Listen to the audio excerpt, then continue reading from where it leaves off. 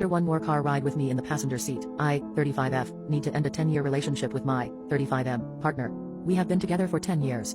We don't have children and we own a house together. My family is estranged/dead, so I don't have any familial support, but I'm quite close with his family.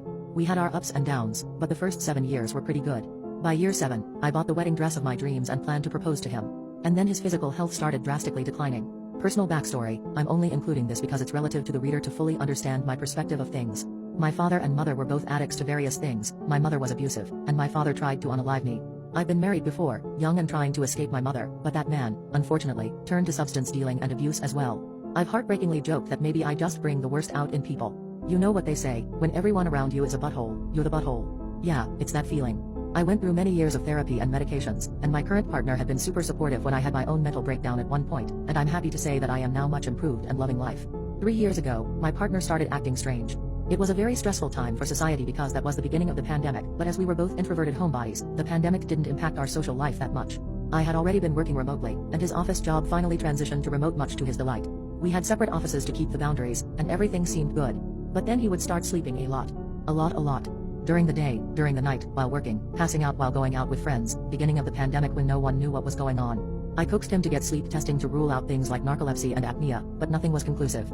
During this time period, he started drastically losing weight, became distant and angry with everyone, and for the first time in our relationship, was quite cruel with me. He refused to visit any other doctor, and instead started dosing himself with kratom tea to calm his anxiety. 9 months after his mysterious health issues began, he started having delusions, visual and auditory hallucinations, and manic episodes. I was horrified and took him to a psychiatrist, who diagnosed him with bipolar disorder and put him on Valproex for it. I was unconvinced it was bipolar disorder, but hey, I'm not the doctor. And the doctor also okayed the continued usage of kratom tea. 2 months after that, he disappeared in the middle of the night. I tracked him down to the local hospital where he ended up staying for 1 week due to 3-day-long psychotic break. They found absolutely nothing wrong with him, and sent him home. 4 days later, it happened again. I was at my wit's end here. Eventually, the psychotic breaks calmed down, but then he started having nocturnal seizures. They would last all night long, and I honestly couldn't figure out if they were sleepwalking, seizures, or just nocturnal psychotic breaks. Sleep specialists, his PCP, and his psych, who took him off the Valproex, were most unhelpful. One day I finally snapped, from my stress and lack of sleep, and dragged to another doctor who prescribed him Klonopin for the anxiety, which also magically stopped the nocturnal issues. We were referred to another psychiatrist, who thinks that my partner has been suffering from nocturnal temporal lobe epilepsy this entire time, since the Klonopin had stopped whatever was going on at night. I was again unconvinced this was the issue. Just, everything felt so wrong in my gut. But it's okay because the Klonopin seemed to be helping, and he even got a medical marijuana card. Now, it had been a tumultuous 3 years for me.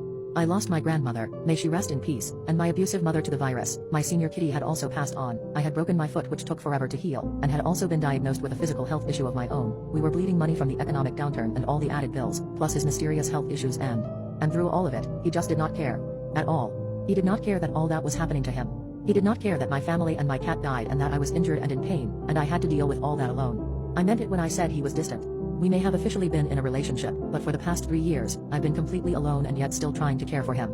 He had even lost his remote job due to his health, and I ended up going through my connections to get him hired in another cushy remote position that doesn't even mind if he needs to suddenly take the day off because of his health. And then I found the substances hidden in his nightstand. I looked a ton of them up, and I still can't even figure out what some of them are, but a lot of them were various opioids, benzos, and muscle relaxants. I confronted him about it. He came clean to me that he's been dosing and overdosing himself with these things for the past few years. Everything he and I had gone through, he had caused himself.